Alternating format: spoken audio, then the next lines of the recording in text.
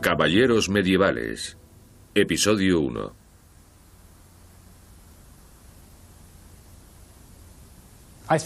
Creo que las armas y las armaduras son un tema tremendamente evocador y que funciona en la imaginación de las personas. La gente se ha sentido fascinada por este tema durante siglos. Supongo que nos sugiere la idea de una época pasada, llena de héroes. Uno se imagina a sí mismo en el pasado, viviendo las historias que hemos oído, o que nos han contado, o que hemos leído. Esta es la imagen clásica del caballero de la Edad Media. El guerrero valiente y romántico montado a lomos de un magnífico corcel y vestido de la cabeza a los pies con una resplandeciente armadura que combatía cara a cara en torneos, batallas y cruzadas. La era de los caballeros comenzó en realidad con las cotas de malla mucho antes de que se inventase la armadura de placas. Los caballeros libraban desesperadas batallas con armas simples: espadas, escudos, lanzas, flechas y mazas. Esta es la historia completa de los caballeros, desde sus primeros comienzos, pasando por la cima de su poder, hasta su decadencia y el mero recuerdo de su legado en la actualidad.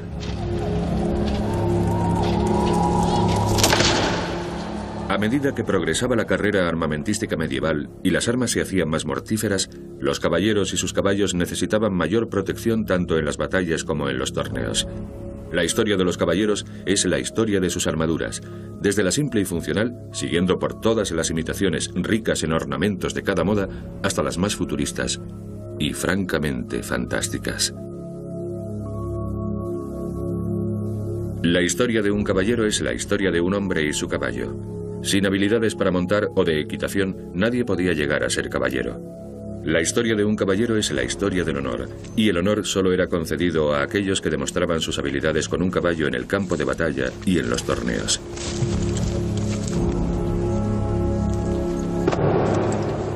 La historia del caballero es la historia de la heráldica.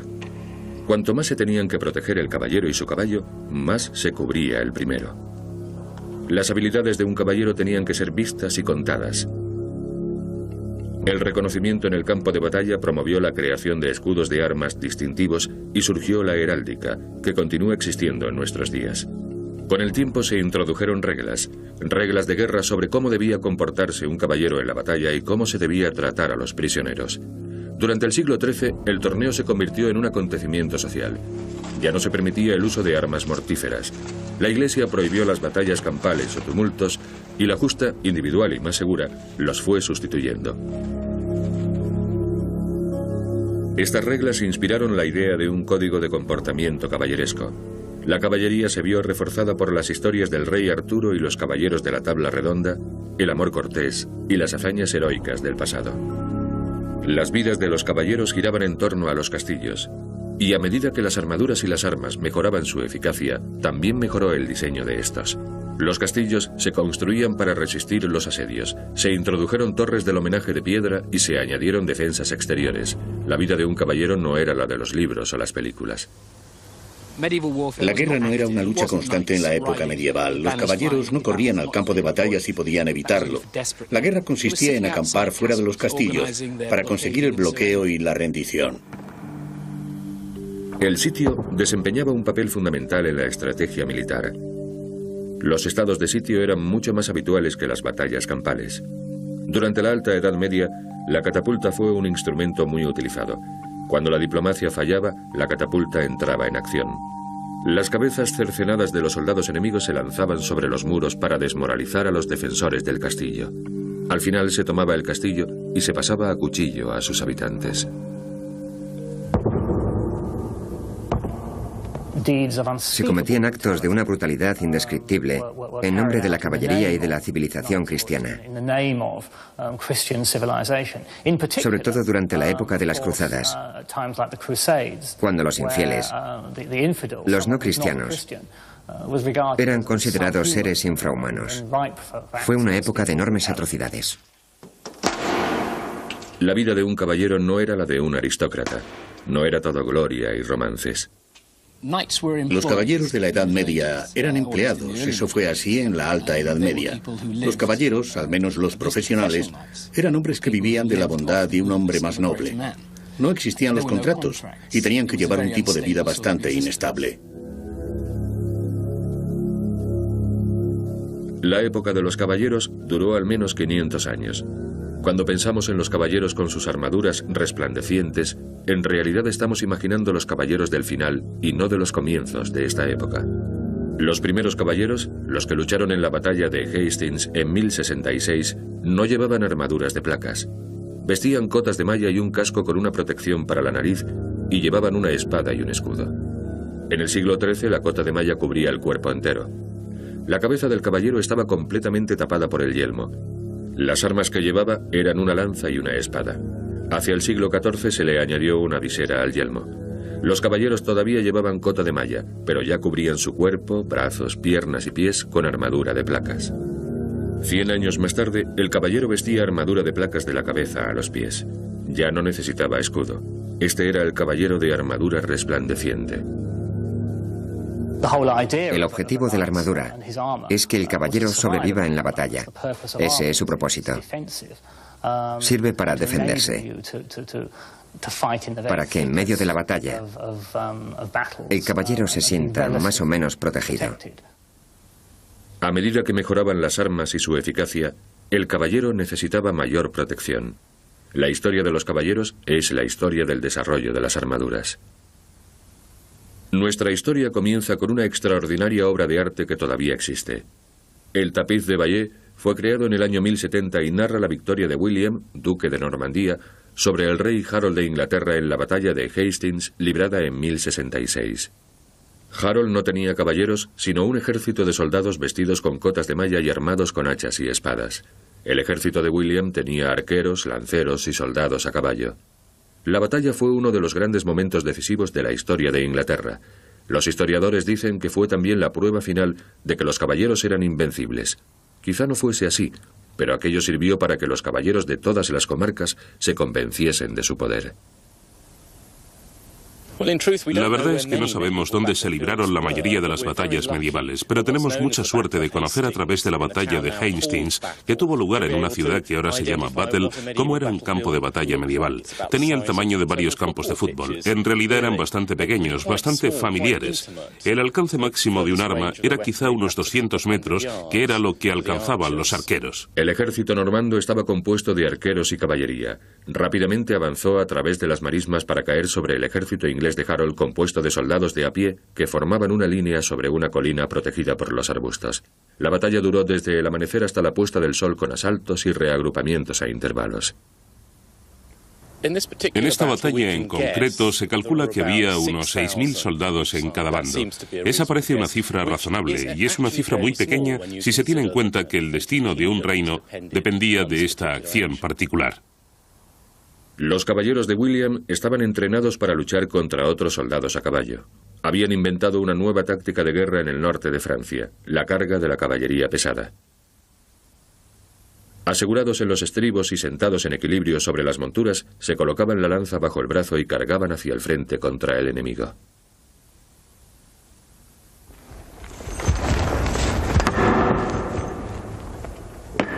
El uso de esta técnica de la lanza acostada iba a afectar la estrategia de la caballería durante los siglos venideros.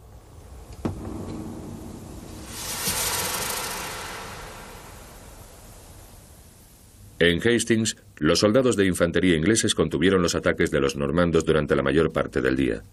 Aunque los asaltos no tuvieron en principio gran efecto sobre los ingleses, que llevaban enormes hachas, el desgaste de las tropas inglesas hacia el final de la tarde les permitió a los normandos acabar con el enemigo, incluyendo al propio rey inglés.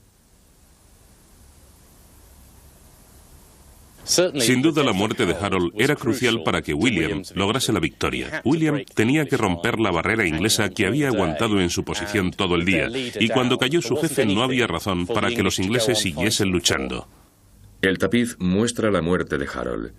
Se puede ver una persona con una flecha en el ojo y a su lado otra persona que se desploma tras ser herida por la espada de un caballero en la ingle. Se cree que ambos son el mismo hombre, que Harold fue primero herido y luego derribado. La batalla de Hastings fue crucial porque el rey murió y aquello permitió que William fuese coronado y se convirtiese en el gobernador legítimo. En realidad, la conquista de Inglaterra tardó 5 años más en completarse, pero sin aquella batalla decisiva todo habría sido muchísimo más difícil y quizá William no hubiese conseguido su objetivo. La batalla de Hastings del año 1066 es el comienzo de nuestra historia, la edad de los caballeros. Cuando pensamos en los torneos, estamos pensando en la justa, 2 caballeros sobre sus caballos que embisten uno contra el otro, quebrando lanzas y que están separados por una barrera de seguridad. Se trata de un acontecimiento deportivo, una batalla amistosa, pero sus orígenes fueron muy distintos. En los siglos XI y XII, los torneos eran verdaderos entrenamientos de guerra para los caballeros, con armas reales y ninguna medida de seguridad. Los recintos de los torneos eran kilómetros de campo abierto y a menudo luchaban una aldea contra otra. Había heridos y muertos. Allí se ganaban y se perdían vidas, reputaciones, honores y fortunas. El torneo fue en sus orígenes un entrenamiento para la guerra. No se trataba de simples ejercicios de guerra, sino de luchas reales en las que entraban en juego las habilidades y las técnicas que se necesitaban para la auténtica guerra. Los primeros torneos eran batallas campales donde no había reglas. Un grupo de caballeros podía atacar a un jinete solo o a oponentes sin caballo. La conducta caballeresca importaba menos que ganar. Perder no solo podía costarle la reputación, sino también un cuantioso rescate, los caballos y la vida. Aquello era algo que sin duda preocupaba cada vez más a los príncipes y reyes, que no querían perder a sus hombres ni a sus caballos en aquellos simulacros de batalla, cuando los iban a necesitar en los verdaderos conflictos.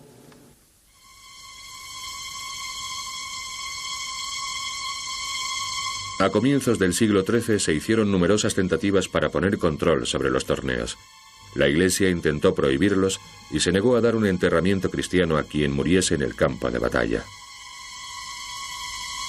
A pesar del aumento de la tasa de mortalidad y de las heridas, los caballeros continuaron combatiendo. Viajaban a Francia con el fin de poder practicar su deporte. El rey Ricardo I de Inglaterra intentó en 1194 enfrentarse a la realidad. Necesitaba conseguir dinero para financiar sus campañas militares, de forma que introdujo un sistema de licencias. Los torneos tenían que celebrarse en determinados momentos y solo en determinados lugares. Concedió licencias para 5 emplazamientos en Inglaterra. Los caballeros debían pagar una cantidad para participar y se prohibió la participación de los caballeros extranjeros. Poco a poco se fueron introduciendo medidas de seguridad. La batalla campal fue finalmente sustituida por el combate individual, que más tarde se convertiría en la justa, y durante el siglo XIII se introdujeron armas de paz o cortesía específicamente diseñadas para los torneos.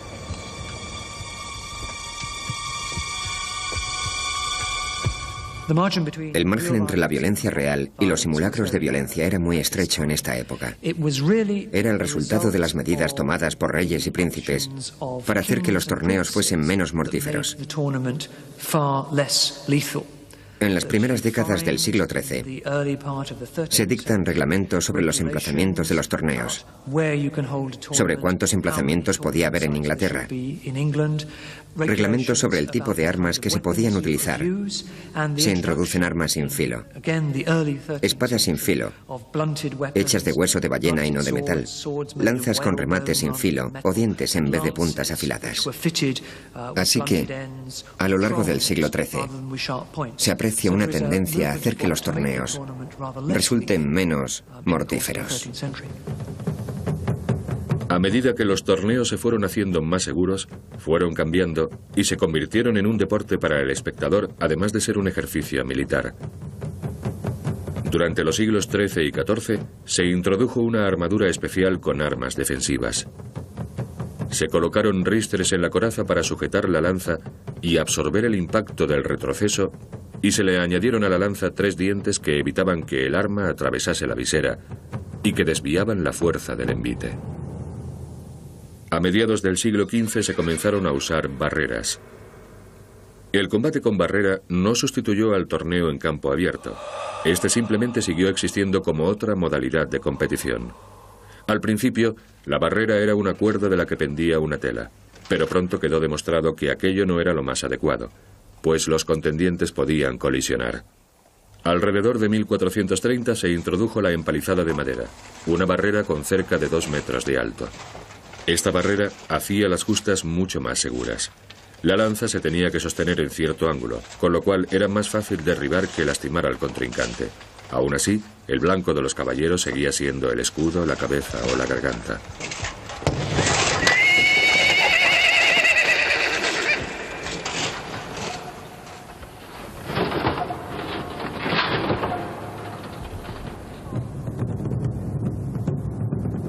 Durante los siglos XIII y XIV aumentaron el espectáculo y la puesta en escena.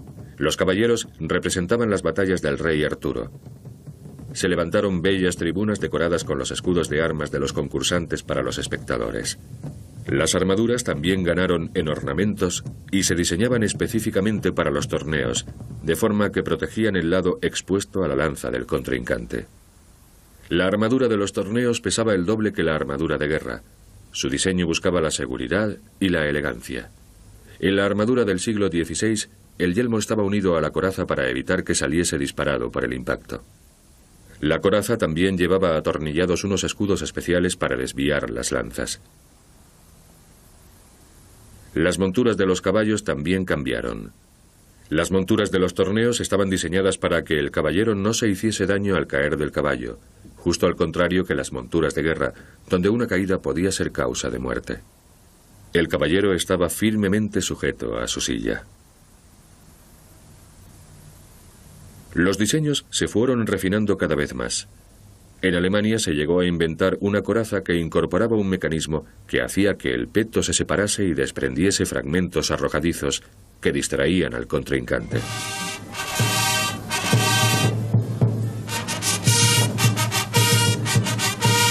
Con el paso del tiempo, los torneos se convirtieron en prestigiosos acontecimientos sociales a los que acudían las multitudes. Se anunciaban con 3 semanas de antelación y los organizaban los heraldos. Además de espectadores, nobles, caballeros y escuderos, atraían también a grupos de músicos, artistas y trovadores ambulantes que se ganaban así un sueldo. Los trovadores desempeñaron un papel muy importante en los torneos desde la primera época, los siglos XI y XII, hasta el final de la Edad Media. De hecho, en esta época los trovadores hacían las veces de heraldos y asumían responsabilidades en los torneos.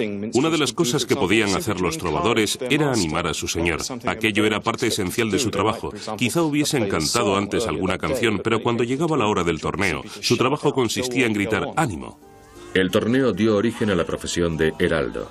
Los nobles se tenían que asegurar de que el encuentro estaba bien organizado y que se cumplían las reglas de la competición. La mayor parte de la música que escuchaban los caballeros era interpretada por trovadores profesionales, gente que vivía de cantar o tocar un instrumento. Estas personas eran muy importantes para un caballero, porque si éste le daba mucho dinero a un trovador, lo agasajaba con pieles, monedas y quizá hasta un caballo, se suponía que el trovador al llegar a otra corte hablaría de lo generoso que había sido aquel señor. De forma que los caballeros utilizaban a los trovadores como un medio para hacerse publicidad. Y por otro lado, a los trovadores sin duda les interesaba llegar a otra corte y decir: vengo del castillo de Altofort y me han entregado 40.000 florines, porque entonces el caballero pensaba: será mejor que le dé 45.000 si quiero que me alabe tanto como él. De esta forma, los trovadores y la música tenían su papel en un tipo de economía del honor, más bien publicidad del honor, pues digamos que se podía comprar una buena reputación. Los torneos se convirtieron en espectáculos, acontecimientos sociales grandiosos coronados por procesiones y banquetes nocturnos. Las damas observaban y daban ánimo a sus caballeros favoritos entregándoles un pañuelo o un pedazo de tela para que lo llevasen en el yelmo. El torneo tenía una importante dimensión social en esta época. La primera aparición de las damas como espectadoras data de finales del siglo XII. Ellas alientan a los caballeros y estos dan muestras de su destreza frente a las damas, a menudo a cambio de premios o favores que le entregan estas. Así que hay un elemento social muy importante. Los heraldos engalanados con finos trajes, supervisaban el acontecimiento. Ellos hacían el registro de los contrincantes y de sus emblemas. Empezaron a establecer reglas sobre cómo deberían llevarse este tipo de insignias. Reglas, por ejemplo, sobre cómo se podían llevar en el escudo o sobre la armadura. Se convirtieron en expertos en escudos de armas y en lo que hoy entendemos por heráldica.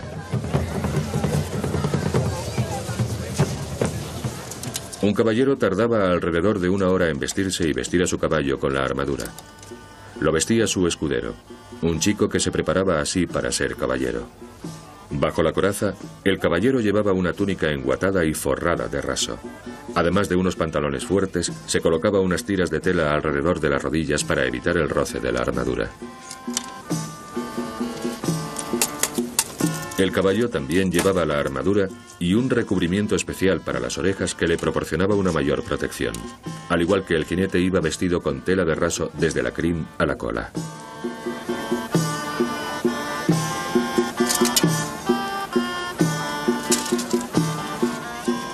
El escudero vestía a su señor de abajo arriba y el toque final, una vez que el caballero estaba en el caballo, eran los guanteletes.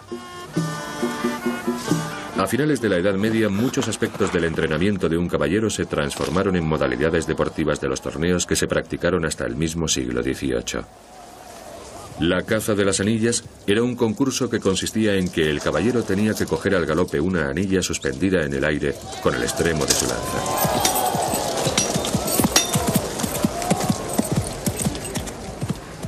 El lanceo del estafermo, utilizado en años anteriores para entrenar a los caballeros en velocidad, agilidad y en el manejo del caballo, también se convirtió en modalidad deportiva. Originariamente consistía en un poste con un brazo giratorio en la parte más alta. A un lado del brazo se colocaba un escudo y al otro una pesa suspendida. Cuando el escudo era golpeado, la pesa daba una vuelta y el que no fuese lo suficientemente rápido recibía un fuerte golpe en la espalda. Los torneos sobrevivieron a la edad militar del guerrero a caballo y continuaron en Europa hasta el siglo XVIII. Aún hoy, la época dorada de los torneos medievales es a menudo recreada en el festival de Landshut, en el sur de Alemania. Pero debe recordarse que desde el siglo XI hasta el XV, el torneo formó parte integral de la vida diaria de los caballeros, ya fuese a riesgo de morir o de ganar la gloria.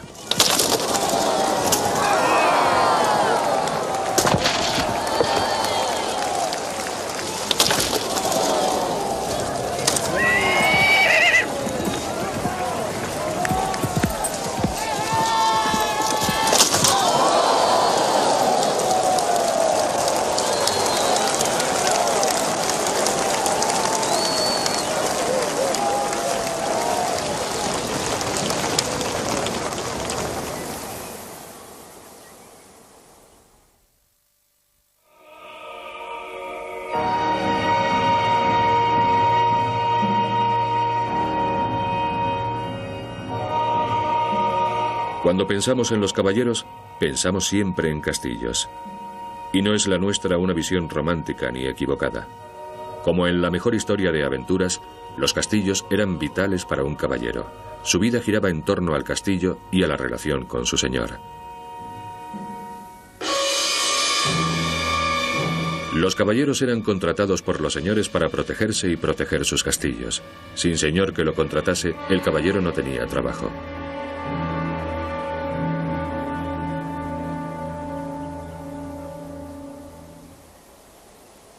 A lo largo del siglo XI, los señores de cada comarca construían sus castillos, protegían su zona y luchaban contra sus rivales. Como recompensa a su lealtad, los señores les concedían tierras a algunos de los caballeros que luchaban para ellos. Todo consistía en una cadena de lealtades. Los caballeros lo eran a sus señores y los señores al rey. Si se rompía la cadena, el caballero podía perder su tierra. Para el caballero la lealtad era, por lo tanto, con independencia de a quién se la prestase, una cuestión vital, tan vital como el castillo para su señor. Para que un señor se sintiese seguro, tenía que estarlo las 24 horas del día. Y eso quería decir que necesitaba un castillo. Una vez en su castillo nadie podía atacarlo, pero él sí podía atacar a los demás.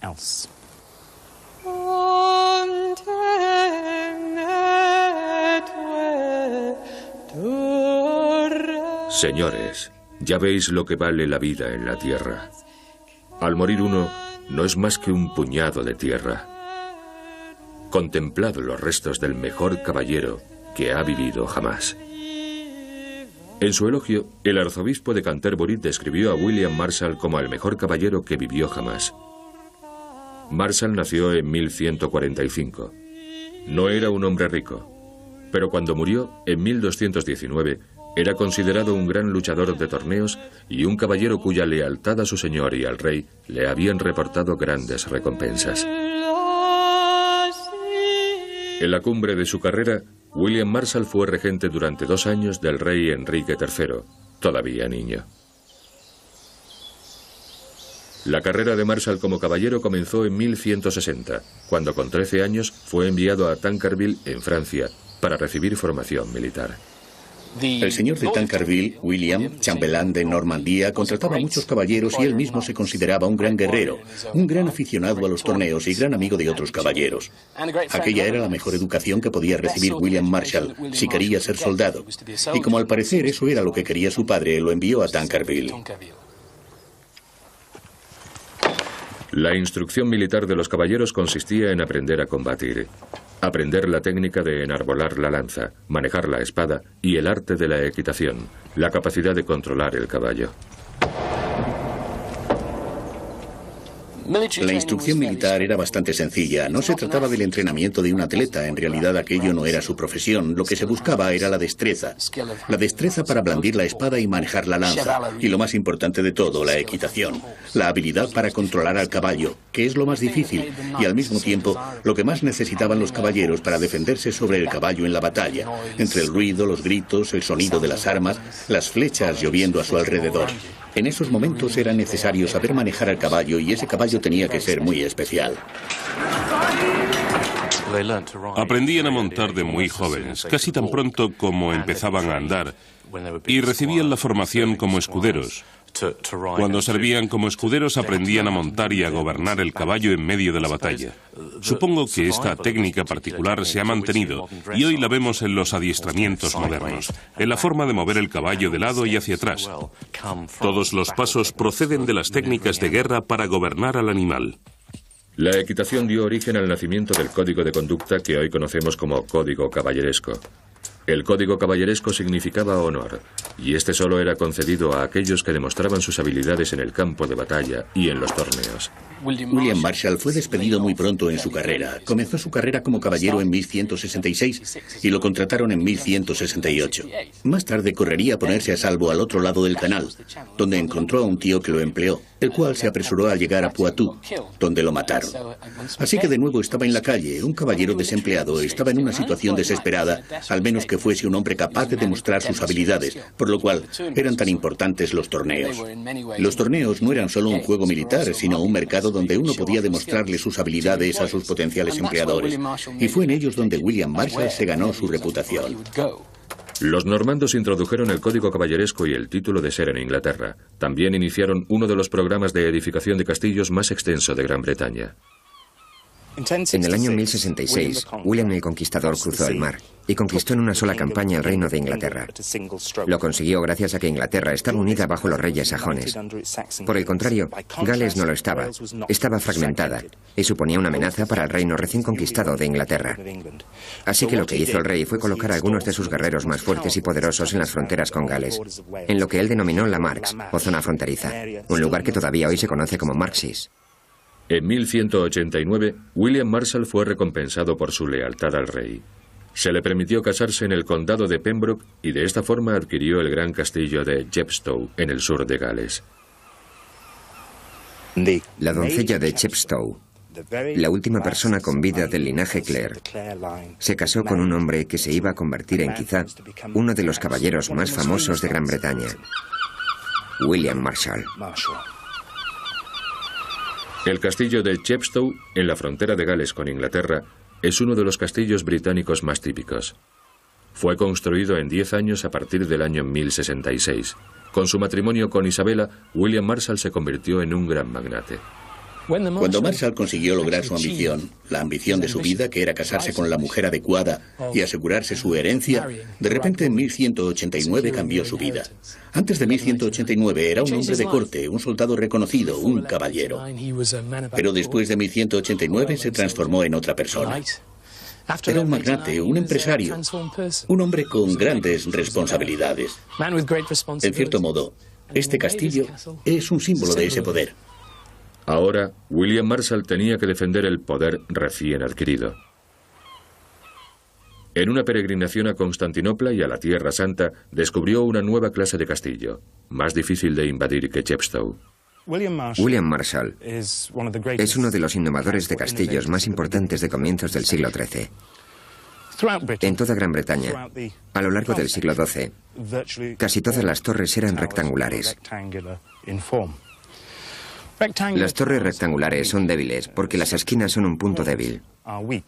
Eran el blanco de los atacantes.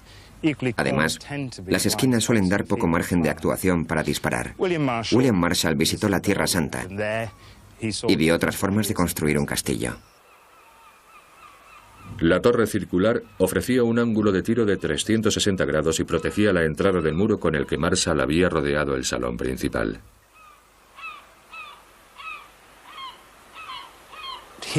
Aquí vemos ejecutada una de las grandes innovaciones en los castillos de comienzos del siglo XIII. Una obra que conservamos como una joya de la evolución de los castillos. En el corazón de todo castillo está el gran salón, la sede del poder del señor. El salón era la habitación principal, donde vivía todo el personal del castillo. Los sirvientes, escuderos, caballeros y toda la escala hasta los nobles comían, vivían y dormían en el salón central. Ahora nos encontramos en el salón de William Marshall. Lo que se ve aquí es lo que se puede ver en la mayoría de castillos de Gran Bretaña. Una construcción de piedra desnuda y gris. Esta sala pudo haber perdido el techo en el siglo XVII. Y nos encontramos en el siglo XX. Han pasado 300 años. Y ahora, lo que me gustaría proponerles es que se fuesen a su casa, le quitasen el tejado y la dejasen así durante 300 años. Entonces la gente visitaría su casa y diría, debe haber sido horrible vivir aquí. Todo está sucio, oscuro, húmedo y hay corrientes por todas partes. Pero los castillos no eran así. Los castillos eran la máxima expresión de riqueza y poder del mundo medieval y tenían un aspecto maravilloso. El Señor quería mostrarle al resto del mundo que era el Señor. Si miran al fondo de esta habitación, podrán ver una arcada ciega, 4 magníficos arcos de medio punto. Pero miren hacia arriba y verán claramente la arcilla rojiza, con tonos crema, haciendo rombos. La arcilla que están contemplando tiene más de 900 años. Es la arcilla original de estos muros. Y si sobrevive ahí, es solo porque está protegida por esos arcos. Pues bien, cada centímetro cuadrado de esta habitación estaba decorada con arcilla y pintura.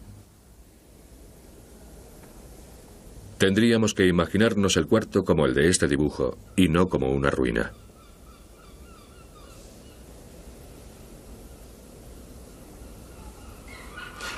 Bien, bajando por este valle se llega a la abadía de Tintern, que está a solo unos pocos kilómetros.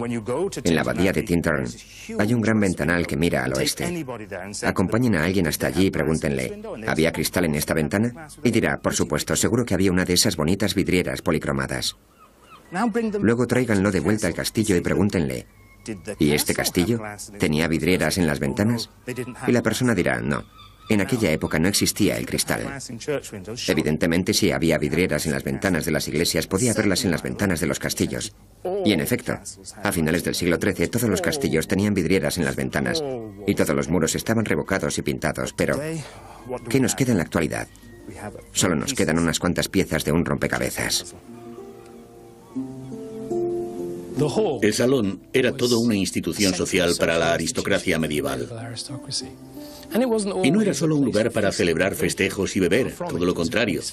Era un lugar para subir en la escala social, un lugar para la conspiración. A lo largo de la carrera de Marshall, siempre hubo conspiraciones contra él.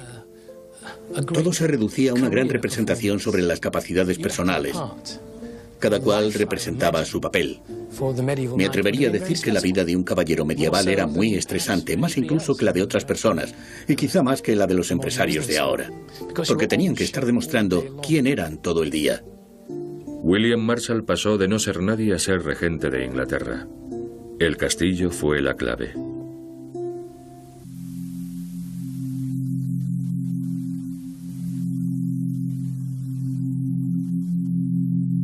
El rey Arturo y los caballeros de la Tabla Redonda han llenado las páginas de la literatura histórica de todo el mundo.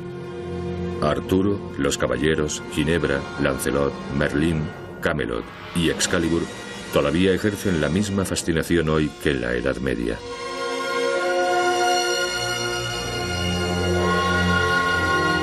En el siglo XII la cultura de Arturo era una constante en el mundo de los caballeros. Los trovadores contaban historias del rey Arturo. El rey y sus caballeros eran el modelo ideal, un modelo de conducta que todos los caballeros y soberanos debían imitar. Se celebraban torneos que representaban las batallas de los caballeros del rey Arturo, torneos que se conocían con el nombre de tablas redondas. Las historias del rey Arturo condujeron a la formación de una de las órdenes militares más importantes del mundo, la Orden de la Jarretera. La influencia del rey Arturo proporcionó un modelo de comportamiento, un código de conducta que todavía hoy se conserva. Era la corte ideal. La importancia de Arturo y de Camelot es que eran el ideal de corte. Toda la civilización medieval se basa en imitar los modelos de excelencia de un pasado distante.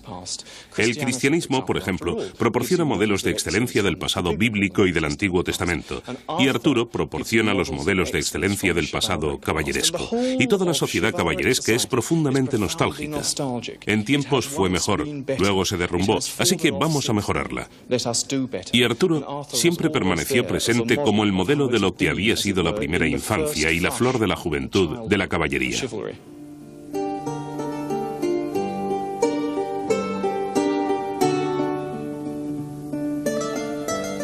En los siglos XV y XVI, todavía seguían siendo populares los torneos que representaban las batallas del rey Arturo y las historias de la Tabla Redonda.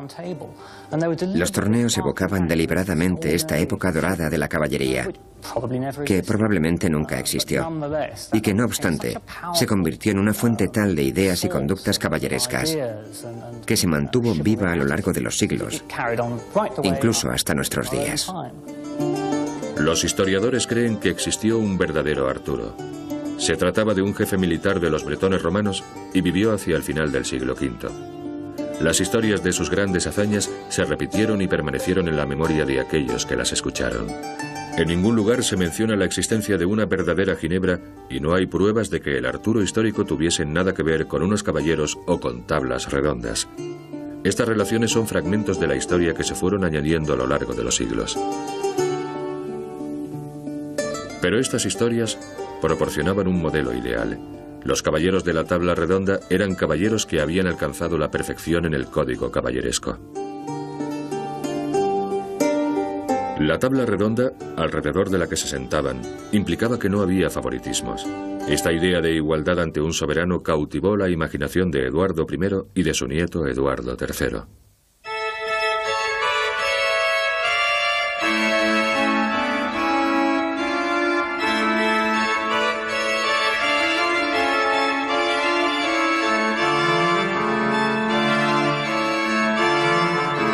Eduardo III fundó entonces una orden caballeresca según el modelo de la Tabla Redonda de Arturo.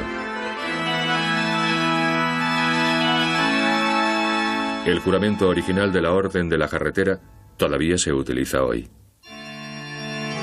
Por la gracia que se te concede de pertenecer a esta honorable compañía, la nobilísima Orden de la Jarretera, Debes prometer y jurar por los santos evangelios tocados con tus manos, que ya sea deliberadamente o no, no incumplirás ninguno de los estatutos de la mencionada orden o ningún artículo contenido en ellos.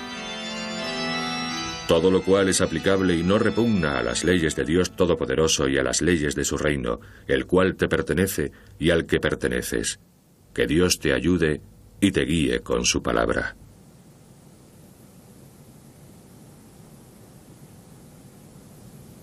La Orden de la Jarretera fue fundada por Eduardo III para celebrar su victoria sobre los franceses en la batalla de Crécy en 1346. Emplazada en el castillo de Windsor, la orden más antigua del mundo de la época de la caballería toma su nombre de la Jarretera, una pieza de la armadura del caballero del siglo XIV. La orden sigue utilizando su lema original en francés, On y soit qui mal y pense, que se avergüence el que mal piense. La Jarretera era una pequeña liga de cuero con una hebilla que se podía abrochar formando un círculo, a imagen de la tabla redonda de Arturo. Eduardo III nació en el castillo de Windsor y por lo tanto aquí es donde quería crear la Orden de Caballeros.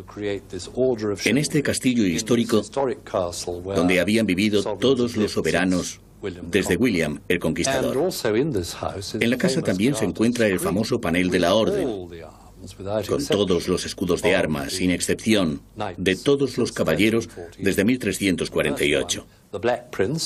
El primero fue el Príncipe Negro, el primer caballero de la Orden nombrado por su padre, Eduardo III.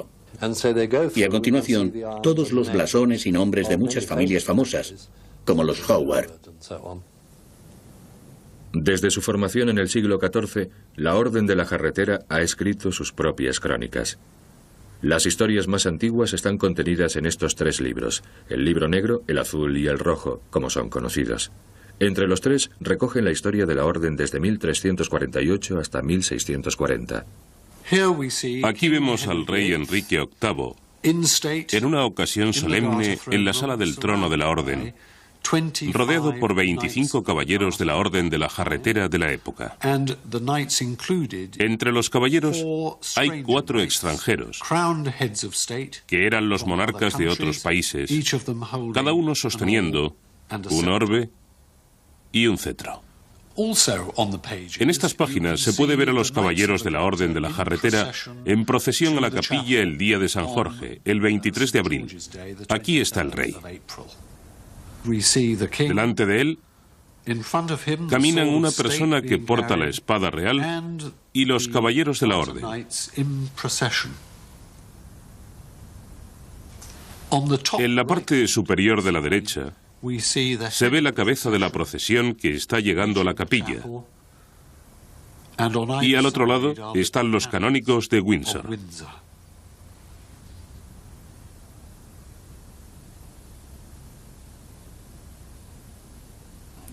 La orden fue fundada en 1348.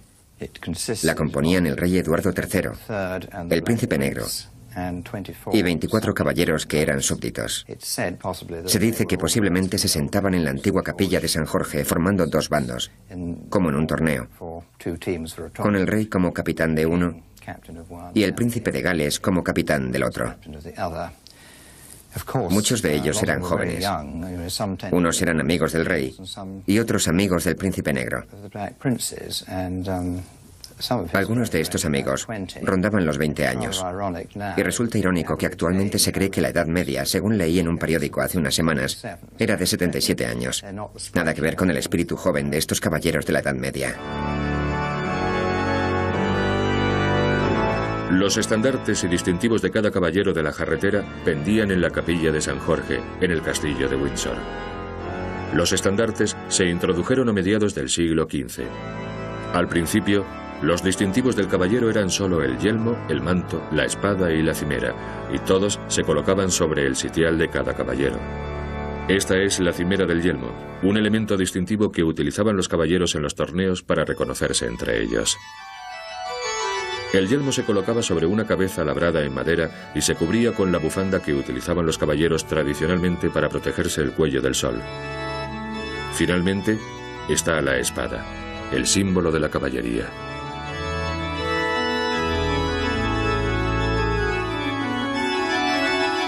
En el respaldo de los sitiales se colocaba una placa esmaltada con el escudo de armas de los caballeros de la Orden de la Jarretera. A lo largo de los siglos, los diseños de estas placas fueron cambiando. El más antiguo que hay en la capilla es de 1368 y perteneció a Ralph Lord Bassett de Drayton. Además, hay otras placas del siglo XV con diseños en relieve.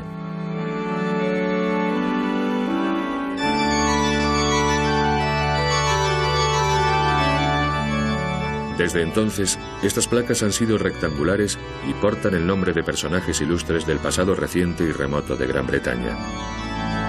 Debido a las conexiones históricas con Francia, los nombres de los caballeros tenían que escribirse en francés, la lengua de la corte medieval inglesa.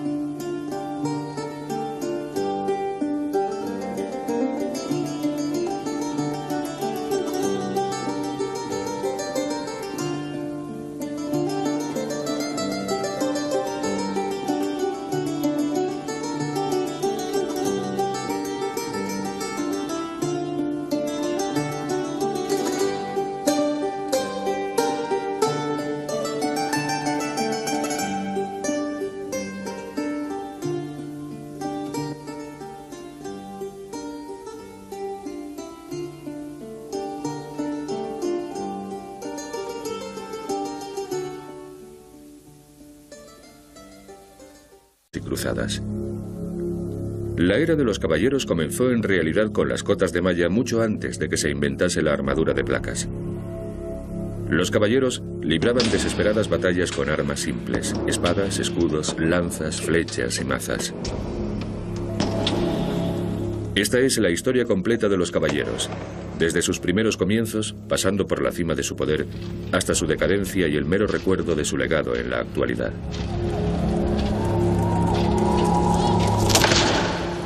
A medida que progresaba la carrera armamentística medieval y las armas se hacían más mortíferas, los caballeros y sus caballos necesitaban mayor protección tanto en las batallas como en los torneos.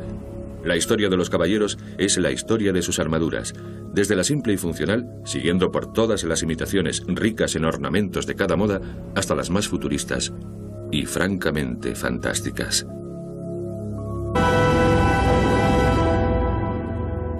Caballeros medievales. Episodio 1.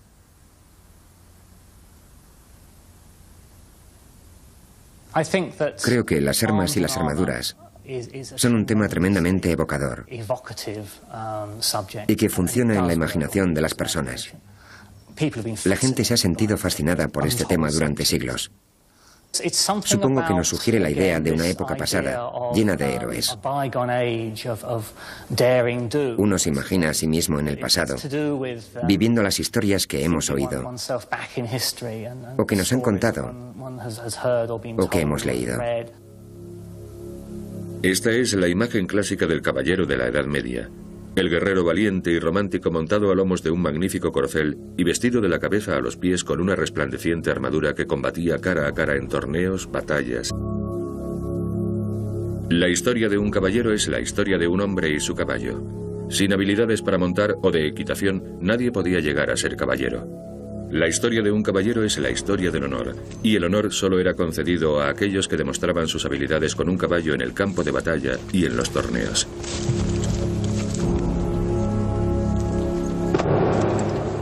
La historia del caballero es la historia de la heráldica. Cuanto más se tenían que proteger el caballero y su caballo, más se cubría el primero. Las habilidades de un caballero tenían que ser vistas y contadas. El reconocimiento en el campo de batalla promovió la creación de escudos de armas distintivos y surgió la heráldica, que continúa existiendo en nuestros días. Con el tiempo se introdujeron reglas de guerra sobre cómo debía comportarse un caballero en la batalla y cómo se debía tratar a los prisioneros.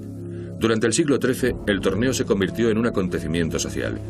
Ya no se permitía el uso de armas mortíferas. La Iglesia prohibió las batallas campales o tumultos y la justa, individual y más segura, los fue sustituyendo. Estas reglas inspiraron la idea de un código de comportamiento caballeresco. La caballería se vio reforzada por las historias del rey Arturo y los caballeros de la tabla redonda, el amor cortés y las hazañas heroicas del pasado. Las vidas de los caballeros giraban en torno a los castillos, y a medida que las armaduras y las armas mejoraban su eficacia, también mejoró el diseño de estos. Los castillos se construían para resistir los asedios, se introdujeron torres del homenaje de piedra y se añadieron defensas exteriores. La vida de un caballero no era la de los libros o las películas. La guerra no era una lucha constante en la época medieval. Los caballeros no corrían al campo de batalla si podían evitarlo. La guerra consistía en acampar fuera de los castillos.